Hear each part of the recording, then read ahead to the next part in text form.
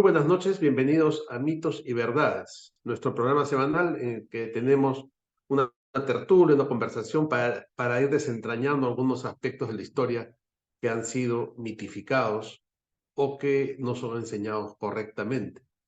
Soy Luciano Reboredo, como siempre me acompaña Rafael Aita, el capitán Perú, que se conecta desde Bolivia, donde se encuentra presentando su libro Los Incas del Virreinato.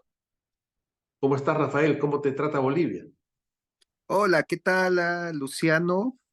Muchas gracias por el saludo.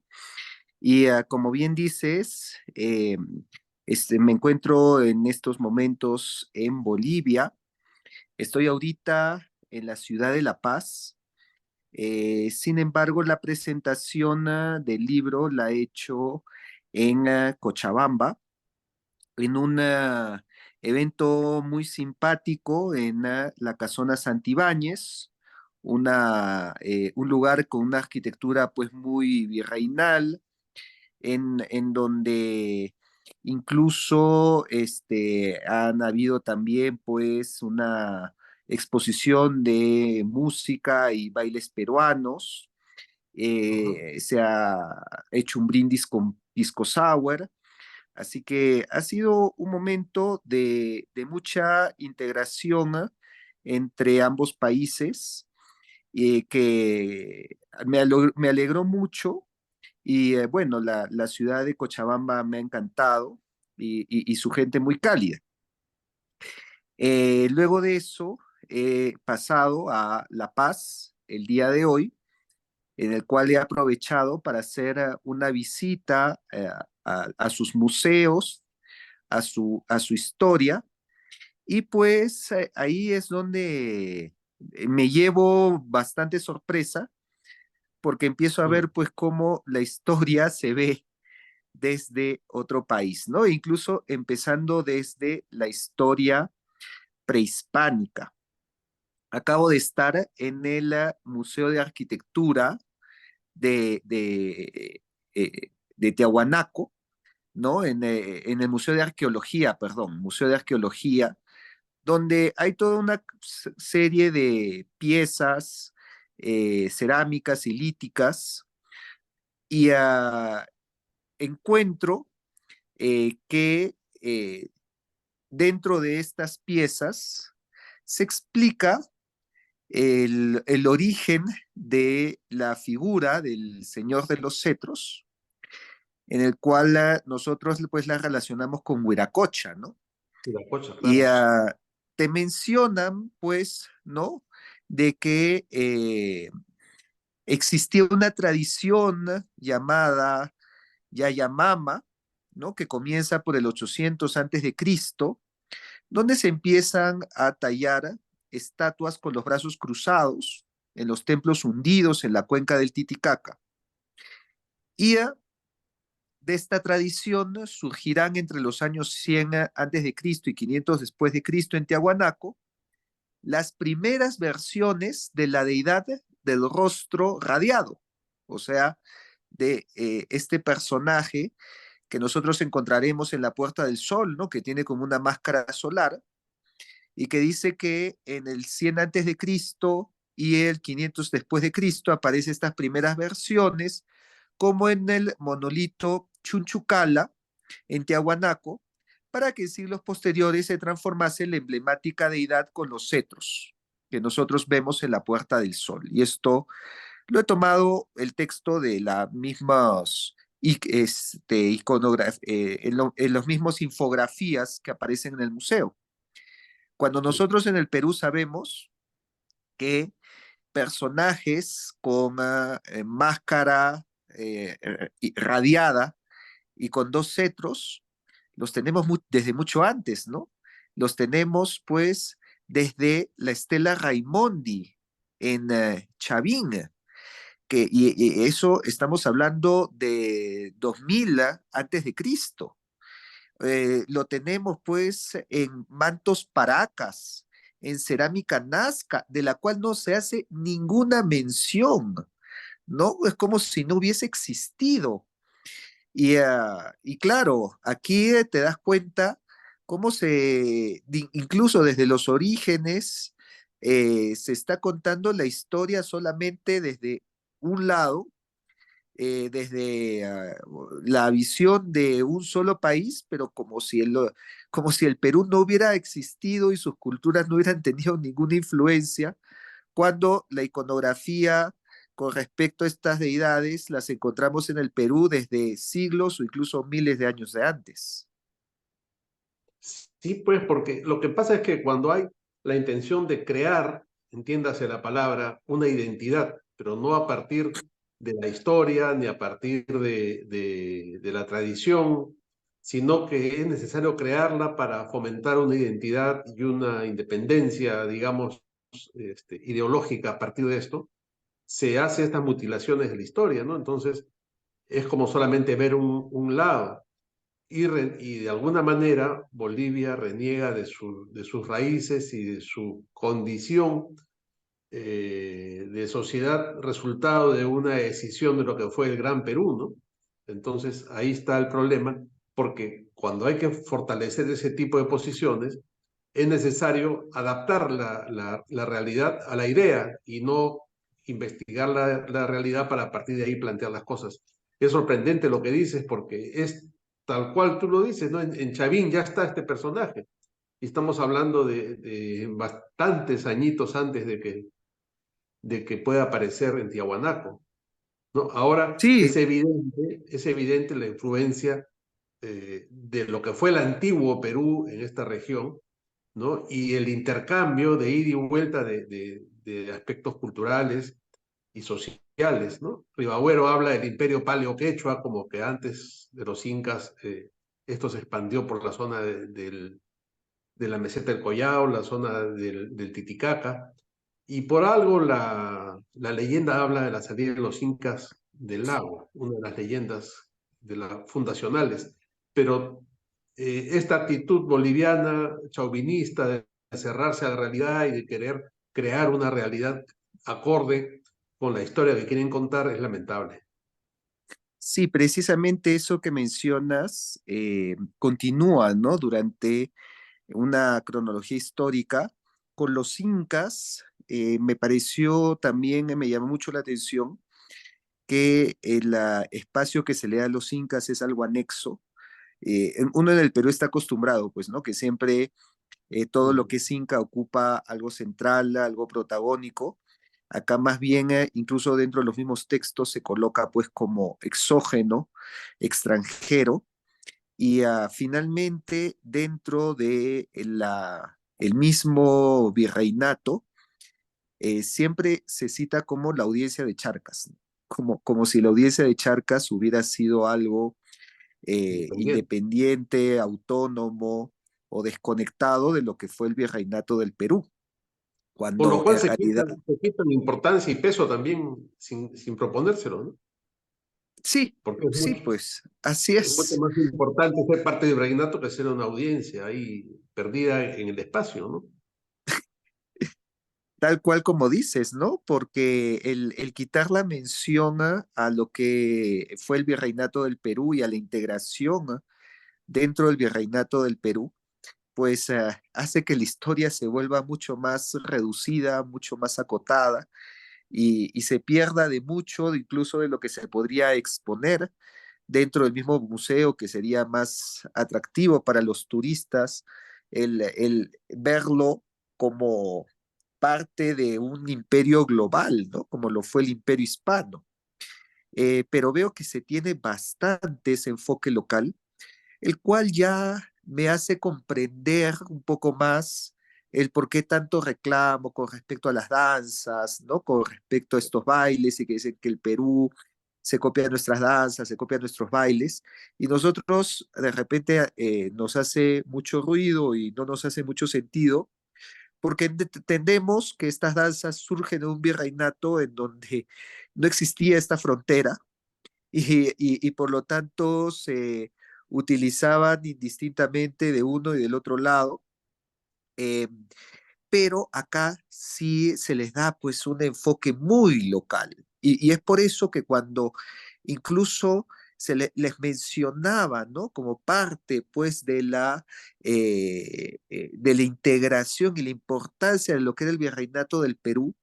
Era algo que no estaban acostumbrados y uno de los Ujú. asistentes, que tiene incluso un canal en TikTok, me preguntó, ¿no? Sobre la política y la relación con la audiencia de Charcas.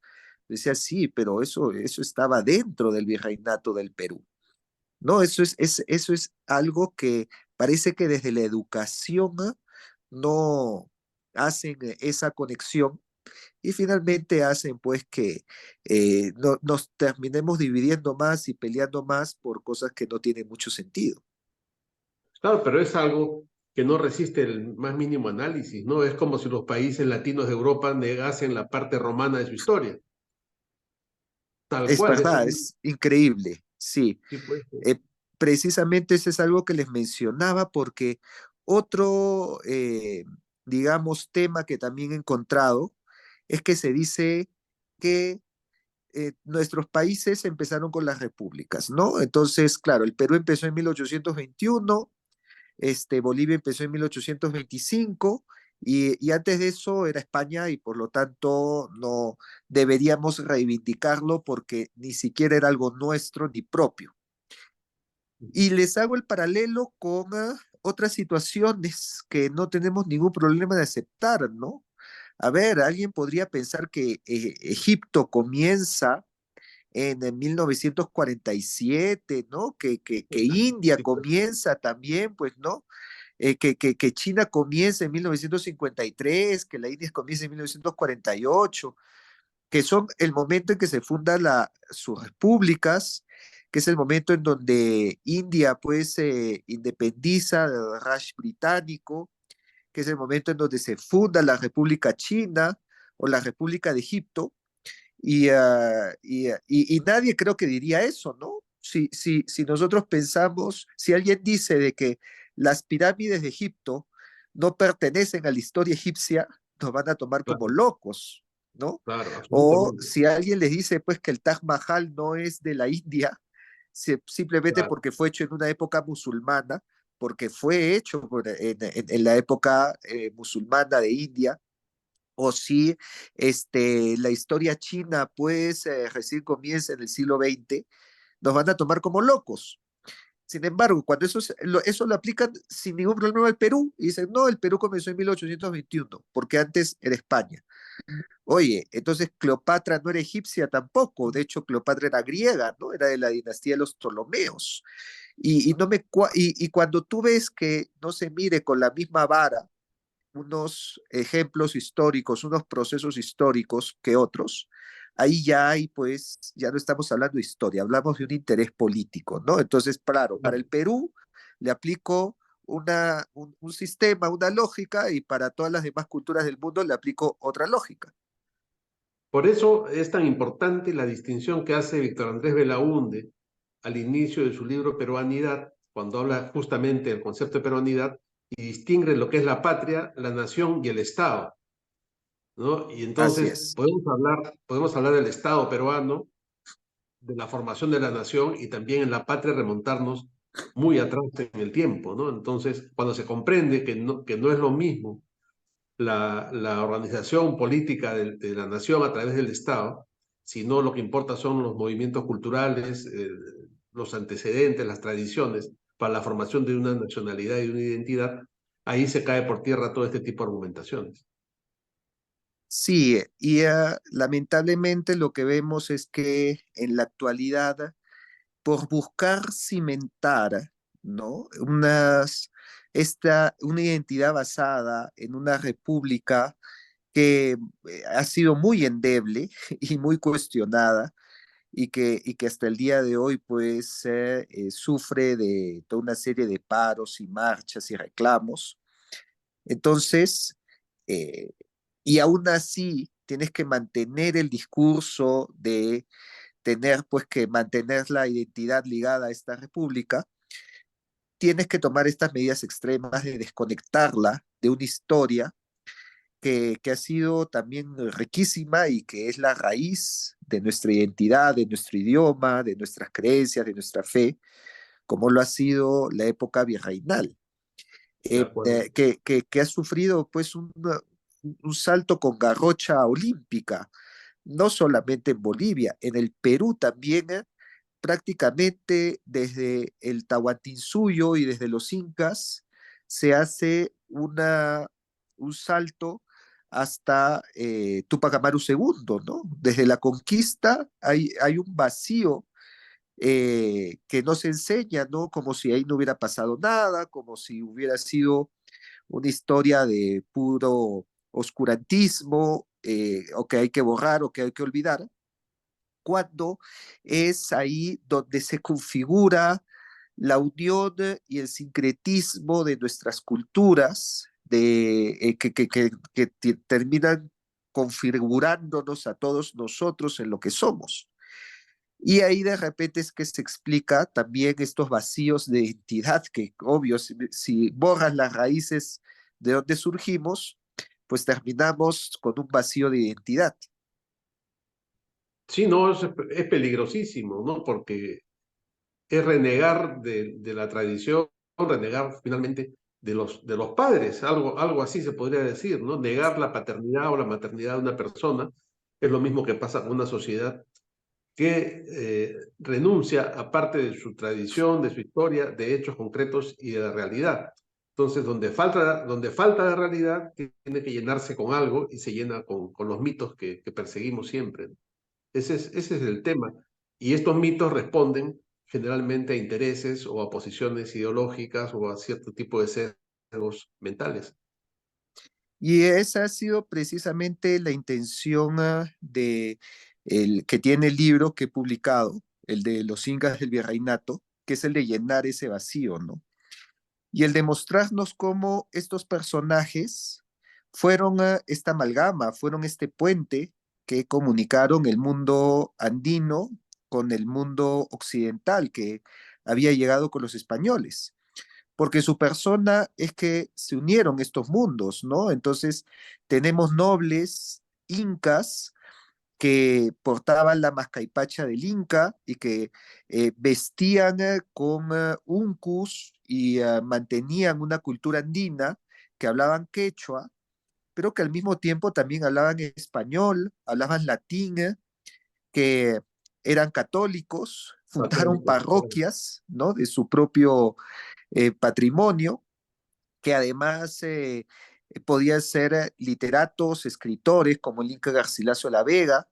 En otros casos eran artistas, como de la escuela cusqueña, ¿no? Diego Quispetito es el mejor ejemplo de ellos.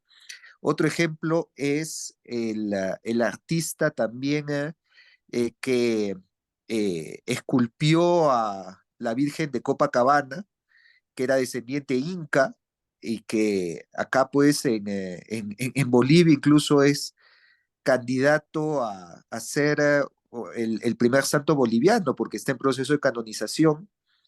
Entonces, bueno, ferviente católico, pero de raíces andinas. En otros casos, pues, componían música, o recordemos que la primera polifonía que se escribió en América ha sido en quechua, ¿no? El Hanaj Pacha Cusicuini, gustaban de la así. música barroca, montaban a caballo. Entonces, estos personajes eran la unión de estos dos mundos y nos enseñan y nos muestran cómo se puede construir una identidad a partir de esta unión que además enriquece, ¿no? Porque genera cultura, genera arte, genera música, genera pinturas y genera escuela. Ahí tenemos la famosa escuela cusqueña, la escuela de Potosí, la escuela de Quito, ¿no? Importantísimas escuelas de arte que nos muestran cómo la riqueza de esta cultura, pues, es un elemento para estar orgullosísimos, ¿no? Recuerdo que precisamente en una de mis conferencias, que específicamente di una conferencia en la Universidad de San Simón de Cochabamba, en donde les mostré un cuadro, ¿no? Es un cuadro que está exhibido en el Museo de América de Madrid. Es un cuadro que tiene la extensión de toda una pared, es una joya el cuadro, En Madrid lo tiene pues como una joya del arte y el cuadro es, si se titula La entrada del arzobispo Virrey Morcillo a Potosí, ¿no? Porque es precisamente, está mostrando la entrada, ¿no? De este virrey, que además era arzobispo de Charcas y que estaba entrando a Potosí. Y yo les pregunto, ¿no? A la audiencia, a ver, ¿quién me puede decir quién es el autor de este cuadro? No lo sabían.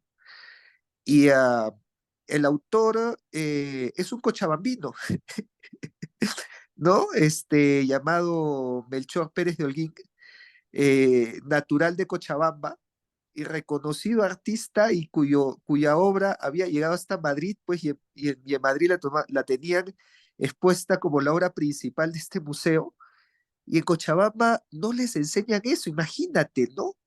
Yo Claro. mismo les decía de forma irónica, los malditos españoles racistas y discriminadores terminan valorando más a un artista cochabambino que la misma Cochabamba. Entonces, ¿de qué estamos hablando, no?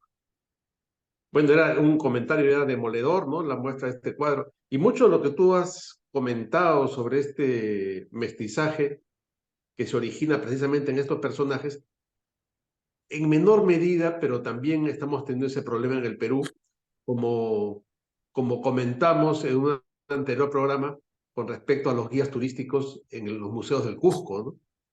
Donde se tergiversa totalmente la historia y se tapa cierto lado que no conviene a los mismos intereses ideológicos.